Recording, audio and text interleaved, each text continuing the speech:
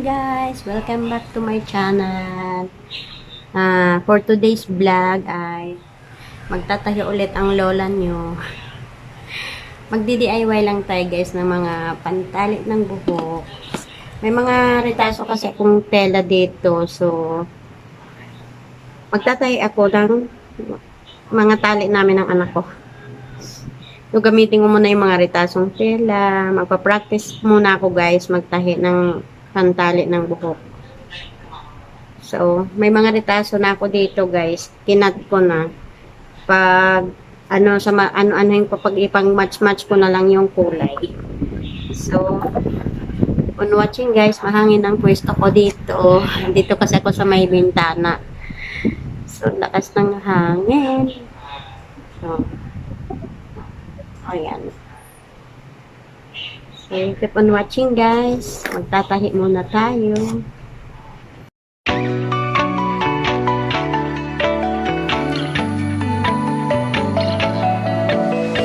You've been kinda distant, don't you know?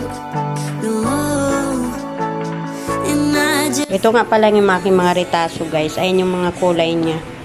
So, pag anuhin ko na lang, i-match-match ko na lang sila para may design ng konti ang ating panali.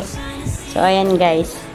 Ayan yung mga retaso ko na tatahiin. Pinangkat ko na siya. Mamaya ilagay ko na lang kung anong mga sukat to. Nakalimutan ko na kung anong sukat to. Basta kinat ko na kasi siya na may pahaba. Tapos yung isang kulay naman, ang i-match mo ay ayan, ganyan. Pag-partner-partnerin ko lang yun, guys. So, keep on watching, guys. At magtatahi na ulit tayo. Ito muna na kulay, guys, ang ating tatahi. So, ano lang siya, guys. Tutupiin lang natin na ayan. Tapos, ayan. Papailalim natin muna yung papasok natin sa loob yung isang telang mas maliit. So, before that, tutupiin muna natin siya. can ups and downs be driving us.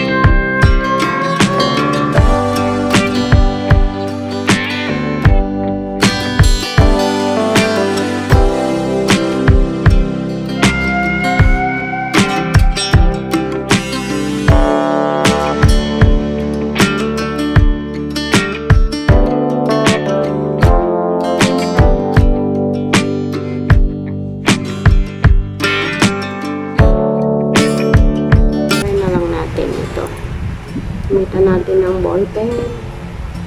So, balik na rin na natin siya.